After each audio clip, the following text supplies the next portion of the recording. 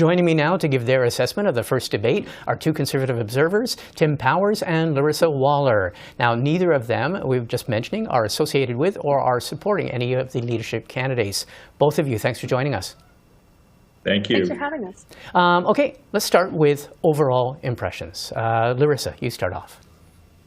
Yeah, I think overall, I watched the debate and I thought, God, I hope regular voters aren't watching. I think that the candidates who showed up were speaking to very specific audiences, Okay. Using very hot politicized language, taking shots where they felt they needed to take shots.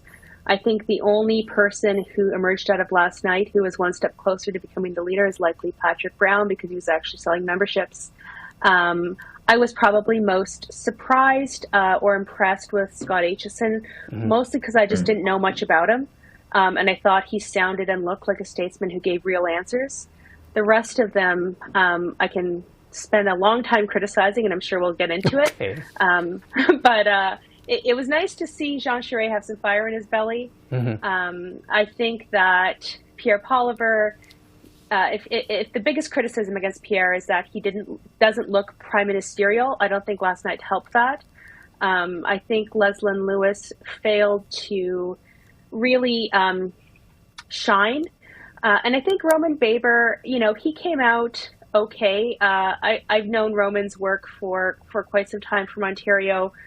I was generally impressed with him, but I don't think he stood out from the crowd. Okay, there's a lot to drill down in that. Tim, your general opening statements, general impressions. I'm generally in full agreement with Laryssa, which doesn't make the panel fun, but I would say it was raw, Martin. That's the rawest leadership debate I've seen from any party, I think, ever. Clearly was very personal between Poilievre and Charest, with some others throwing the odd punch in there.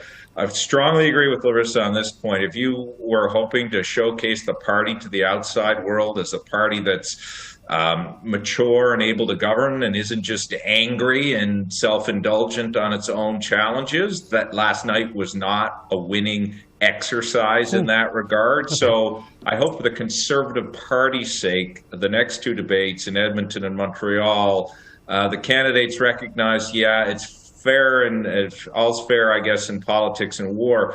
But you got to think about the party here. And other than Scott Aitchison, as Laryssa said, saying, the party people are looking at this and thinking we don't look very good. There wasn't much for the broader world to embrace last night, though I have heard, as I'm sure Laryssa has, there are lots of partisans who, particularly those on the Poilievre side, who thought their man did great and this is what he ought to do. Now, the challenge is, and I think this is Pierre's challenge, he has a lot of people who support him who are very capable, but they reinforce his worst tendencies, particularly when it comes to debate and public performance. Okay, well, a lot to drill down on. Let's look at then. You mentioned Pierre Poilievre. There's limited polling, and it is worth what it's worth, but the suggestion is he's the front runner. We saw exchanges, a lot of people taking shots at the front runner, at Pierre Poilievre, Leslyn Lewis and Jean Charest specifically. Leslyn Lewis's challenges concerned his position on abortion and his, according to her, late and tepid support of the truckers' convoy. What's the strategy behind that, and do you think it was effective or the right strategy? Laryssa? I think Leslyn's trying to just shore up her supporters, right? Her supporters could feel at home in a Pierre Poilievre government, a Pierre Poilievre party. So she's trying to use those wedge issues, in a way that's almost opposite how the Liberals would use those wedge issues. She wants those supporters to know that Pierre isn't the libertarian that he claims to be, and that those supporters should support her. Okay, and then maybe, the interesting thing though too is if she takes too many feathers out of him in terms of not being the libertarian and not being the pro-life, does that mean her supporters might not support him on a second ballot? I think the only place Pierre really could look for second ballot support would be from a Leslyn Lewis voter. Yeah. If Pierre doesn't get over 50% on the first ballot, he's going to be in a lot of trouble. And it was interesting because you usually don't see the front runner take so many jabs at his competition. Yeah. I'm well aware that Pierre's team and Pierre's supporters, not just his team, but his supporters, think he won last night big time, right? Yeah. You look at what they were saying on Twitter, the attacks on Waler against Charest, they think really just scored some points. But I think those guys were already going to show up and vote for Pierre anyway. So if the goal of last night was to grow your base and get more memberships, I don't see who did that last night beyond Scott. Okay, Tim, the candidate considered to be the biggest challenge to Pierre Poilievre is former Progressive Conservative leader and former Quebec Premier Jean Charest. A lot of exchange between him and Pierre Poilievre. What do you make of their exchanges and their toing and froing?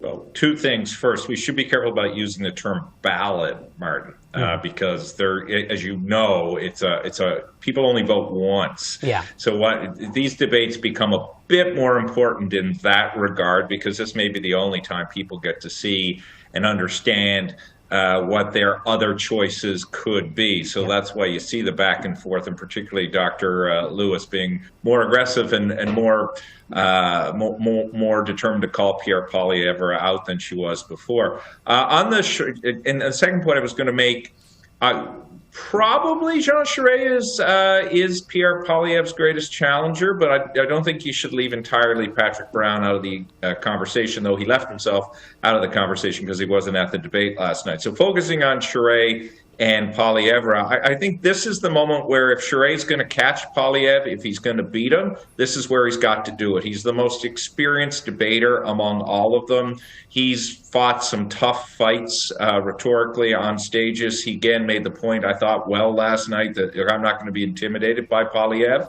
I thought it wasn't as good as he could have been, but I think people saw, as Laryssa alluded to earlier, the fire in the belly that made Jean Charest a very able and capable politician for years. So he may have helped himself, and he needs to help himself because he's not had the best of starts. Okay, briefly, last point, and it's an important one, and that is Brampton Mayor and former Ontario Progressive Conservative leader Patrick Brown wasn't there. He chose not to take part in last night's debate.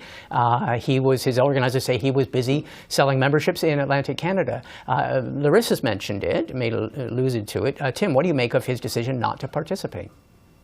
Well, he had no friends in that room, right? I mean, as Laryssa said earlier, that was a heavy Poilievre room. Charest took a different tact and wanted to use the stage.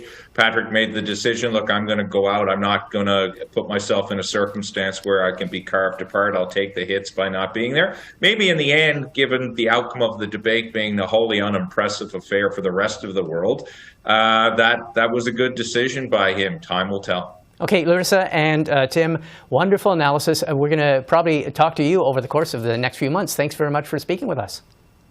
Thanks for having us. Thank you.